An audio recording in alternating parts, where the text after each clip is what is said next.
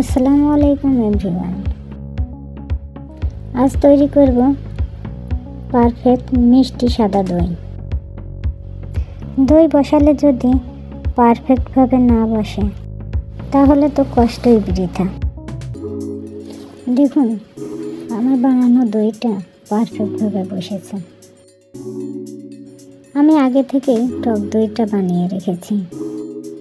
আমি দুধটা গাঢ় করে জাল করে রেখেছিলাম। এরপরে এর মধ্যে পরিমাণ মতো চিনি দিয়ে আবার জাল করে নিয়েছি। এটি এখন একটু ঠান্ডা করে নিতে হবে, যেন হাতের আঙ্গুল চুবিয়ে কিছুক্ষণ রাখা যায়।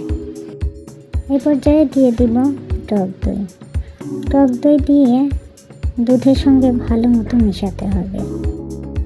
আমি দই বসানোর জন্য ছোট ছোট 3টি পাত্র নিয়েছি, মাটির পাত্র। আপনারা চাইলে প্লাস্টিকের বাটি অথবা অন্য পাত্রেও বসাতে পারেন, তবে মাটির পাত্রে দইটা ভালো বসে। মিশ্রণটা বেশি ঠান্ডা করা যাবে না, একটু একটু গরম থাকতে হবে। এই অবস্থায় আমরা পাত্রে দিয়ে দেব। আমার পাত্র 3টি ভরে গিয়েছে। অবশিষ্ট যেই দুধটুকু আছে এটুকু আমি যেই কাপে টক দই বসিয়েছিলাম ওই কাপেই দিয়ে দেব। এগুলো একটু গরমে রাখা লাগবে, এজন্য আমি একটা পাত্রে একটু কাপড় বিছিয়ে নিচ্ছি।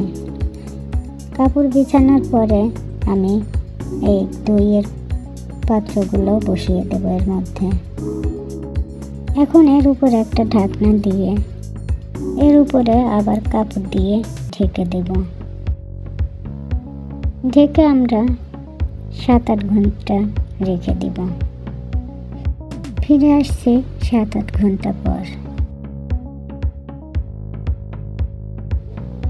দেখুন তৈরি হয়ে গেল আমার পারফেক্ট সাদা মিষ্টি দই।